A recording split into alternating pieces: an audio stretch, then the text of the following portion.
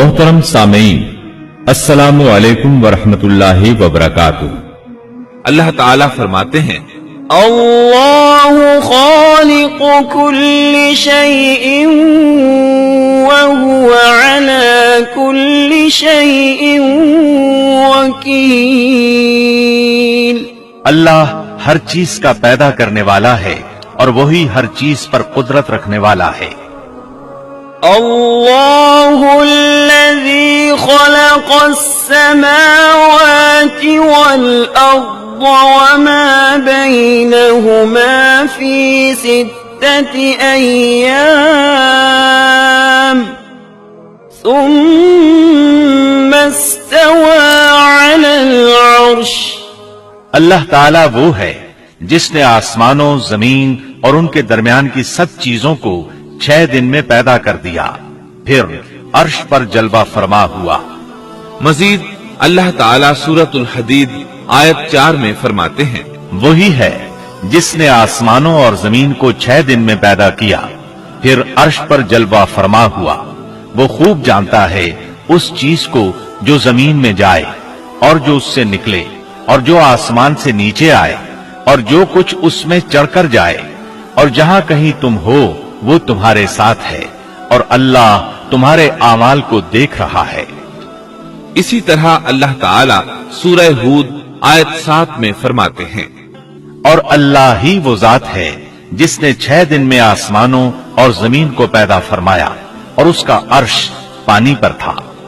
इमाम अहमद बिन हम्बल रहमतुल्लाह अलैह ने अबू रजीन उकैली से बयान किया है, उन्होंने कहा, ऐ अल्लाह के रसूल सल्लल्लाहु अलैहि वसल्लम, आसमानों और जमीन को पैदा करने से पहले हमारा परवरदिगार कहां था?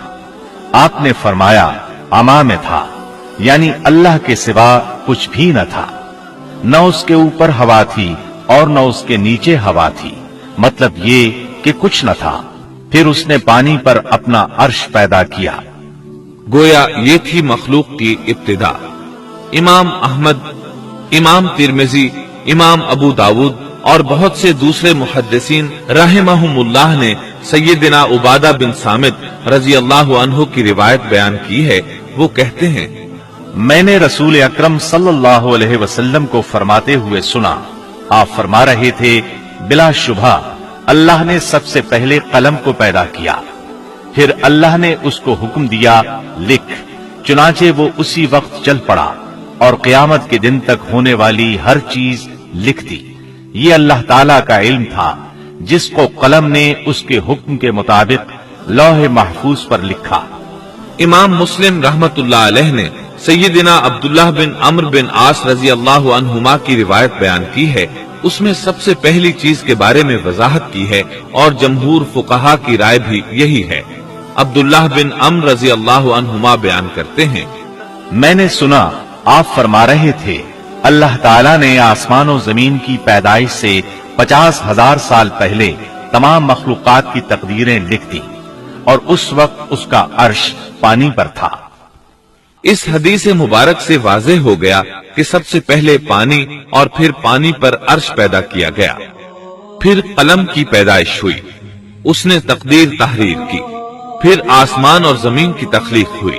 और जिस हदीस में आया है कि इब्तिदा में कलम को पैदा किया गया, उसका मतलब ये है कि इस जहान की मखलूकात में सबसे पहले इसका नंबर है, न कि बाकी तमाम जहानों की मखलूकात में पहला नंबर है। और इसका तज़किरा बुखारी शरीफ की इस हदीस में है। यमन से आए हुए एक वफ्द ने रसूलुल्लाह सल्लल्लाहु अलैहि वसल्लम से कहा, हम आपके पास दीन की समझ और इब्तिदाई खलक के बारे में पूछने के लिए आए हैं। ये कि सबसे पहले क्या चीज थी? आपने फरमाया, अल्लाह था, उससे पहले कोई चीज न थी, उसका अर्श पानी पर था, फिर उसने लौहे महफूज पर हर चीज लिख दी और आसमान और जमीन को पैदा किया। यानी इब्तिदा में पानी पर अर्श की तख्लीक हुई, फिर कलम की पैदाइश हुई, उसने सब कुछ लिख दिया। उलमाए किराम का बयान है, कलम के फौरन बाद लौहे महफूज को पैदा किया गया। चुनाचे कलम ने लौहे महफूज में हर चीज लिख दी। इसके बाद कायनात की बाकी मखलूकात اور آسمان و زمین کی پیدائش معرض وجود میں آتی گئی۔ اشیاء کی پیدائش والی ترتیب میں علماء کرام کے کئی اقوال ہیں، اور ہم نے آپ کے سامنے جمہور علماء اور فقہا کی پسندیدہ اور راجح ترتیب پیش کی ہے۔ آسمان اور زمین کی مخلوقات کی ترتیب کیا ہے، اس بارے میں امام مسلم رحمت اللہ علیہ نے سیدنا ابو ہریرہ رضی اللہ عنہ کی روایت پیش کی ہے۔ وہ کہتے ہیں، نبی اکرم صلی اللہ علیہ وسلم نے میرا ہاتھ پکڑا اور فرمایا، اللہ تعالیٰ نے ہفتے کے دن مٹی کو پیدا کیا، اتوار کے دن زمین میں پہاڑ، پیر کے دن درخت، منگل کے دن تکالیف، مصائب، جراثیم اور بیماریاں، بدھ کے دن نور کو، جمعرات کے دن زمین میں چوپایوں کو پھیلا دیا، اور تمام مخلوقات میں جمعے کے دن کی آخری گھڑیوں یعنی عصر سے رات کے درمیان میں آدم علیہ السلام کو پیدا کیا۔ مطلب یہ کہ ابتدائے آفرینش میں جن مخلوقات کی تخلیق ہوئی ان میں سے آخری مخلوق انسان تھا۔ اس حدیث میں مختلف حالات کو نہایت وضاحت سے بیان کیا گیا ہے۔ اس سے بخوبی پتہ چل گیا کہ ابتدائی مخلوقات کی ترتیب کیا تھی۔ ان میں سے آخری نمبر آدم علیہ السلام کا تھا، جبکہ آدم علیہ السلام نسل انسانی میں سب سے پہلے اور تمام انسانوں کے باپ ہیں۔ انسانوں سے پہلے فرشتے اور جن پیدا ہو چکے تھے۔ صاحب عقل مخلوقات میں سب سے پہلا نمبر فرشتوں کا، دوسرا نمبر جنوں کا اور آخری نمبر انسانوں کا ہے۔ فرشتوں کا اصل ٹھکانہ آسمان ہے۔ اللہ تعالیٰ سورۃ الشورى آیت 5 میں فرماتے ہیں، قریب ہے کہ آسمان اپنے اوپر سے پھٹ پڑے اور تمام فرشتے اپنے رب کی تسبیح اور تحمید بیان کر رہے ہیں اور زمین والوں کے لیے استغفار کر رہے ہیں۔ خبردار، اللہ تعالیٰ معاف کرنے والا، رحمت کرنے والا ہے۔ مسلم شریف میں ہے، سیدہ عائشہ صدیقہ رضی اللہ عنہا سے روایت ہے کہ نبی اکرم صلی اللہ علیہ وسلم نے فرمایا، فرشتوں کو نور سے اور جنوں کو آگ سے پیدا کیا گیا، اور آدم کو اس چیز سے پیدا کیا گیا جو تمہارے لیے بیان کر دی گئی، یعنی مٹی سے۔ فرشتوں کی تخلیق کے بعد جنوں کو پیدا کیا گیا۔ جنوں کو بھی انسانوں سے پہلے پیدا کیا گیا تھا، جیسا کہ اللہ تعالیٰ سورۃ الحجر آیت 27 میں فرماتے ہیں، اور اس سے پہلے جنات کو ہم نے لو والی آگ سے پیدا کیا۔ جنات کے بارے میں بہت زیادہ آیات و احادیث موجود ہیں۔ اللہ تعالیٰ فرماتے ہیں، اور جنات کو آگ کے شعلے سے پیدا کیا گیا۔ مارج آگ کے بھڑکتے شعلے کے کنارے کو کہتے ہیں۔ گویا جنوں کو آگ کی جڑ سے نہیں بلکہ آگ کے شعلوں کے کنارے سے پیدا کیا گیا ہے۔ قرآن مجید میں اللہ تعالیٰ نے ابلیس شیطان کا قول نقل کیا ہے، تو نے مجھے آگ سے پیدا کیا۔ اسی طرح پہلے بھی بیان ہو چکا ہے کہ اللہ نے فرمایا، اور اس سے پہلے جنات کو ہم نے لو والی آگ سے پیدا کیا۔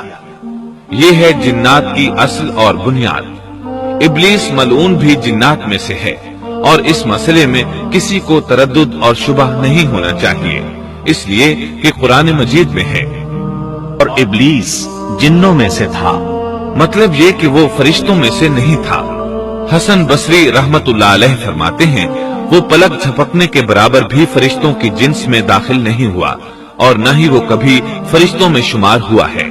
وہ جنات میں سے ہے کیونکہ اس نے خود اقرار کیا تھا، اے اللہ، تو نے مجھے آگ سے پیدا کیا ہے۔ اگر یہ فرشتہ ہوتا تو اس وقت کہتا، اے اللہ، تو نے مجھے نور سے پیدا کیا ہے۔ اس لیے ابلیس کا جن ہونا روز روشن کی طرح عیاں ہے۔ سیدنا عبداللہ بن عمر رضی اللہ عنہما اور سیدنا عبداللہ بن عباس رضی اللہ عنہما فرماتے ہیں، آدم علیہ السلام سے 2000 سال پہلے جنات پیدا کیے گئے۔ وہ ہماری اس زمین پر رہائش پذیر تھے۔ آہستہ آہستہ وہ فسق و فجور میں مبتلا ہو گئے۔ جب وہ فتنہ فساد میں حد سے بڑھ گئے، ناحق خون بہانے لگے، تو اللہ تعالیٰ نے ان کی طرف فرشتوں کا عظیم لشکر بھیجا۔ ان سے جنات کی زبردست مارکہ آرائی ہوئی۔ اس مارکہ آرائی میں فرشتوں نے جنات کو تہس نہس کر دیا، اور وہ سمندروں کی جزیروں میں پناہ لینے پر مجبور ہو گئے۔ जमीन के हर बड़े आजम से उन्हें जिला वतन कर दिया गया। चुनाचे आज तक उनका मस्कन यही जजीरे और अजीम मराकिस हैं। ये वाकया आदम अलैहिस्सलाम की तख्लीक से पहले हो चुका है। अहादीस मुबारका में है कि इब्लीस मलून का एक तख्त है और वो तमाम जिन्नात का सरदार और हुक्मरान है। उसका शाही तख्त पानी पर है, अगरचे उसकी मुतय्यन जगह हमें मालूम नहीं। यहाँ तक जिक्र था सैयदना आदम अलैहिस्सलाम की पैदाइश से पहले का।